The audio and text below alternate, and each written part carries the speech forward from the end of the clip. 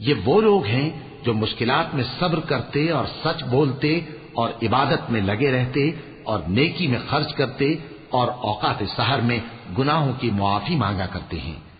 اللہ تو اس بات کی گواہی دیتا ہے کہ اس کے سوا کوئی معبود نہیں،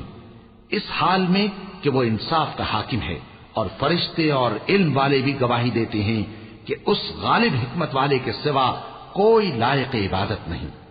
دین تو اللہ کے نزدیک اسلام ہی ہے، اور اہل کتاب نے جو اس دین سے اختلاف کیا تو علم حاصل ہونے کے بعد آپس کی ضد سے کیا،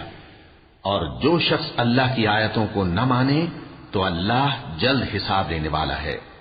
اے پیغمبر، پس اگر یہ لوگ تم سے جھگڑنے لگیں تو کہنا کہ میں اور میرے پیرو تو اللہ کے فرمانبردار ہو چکے،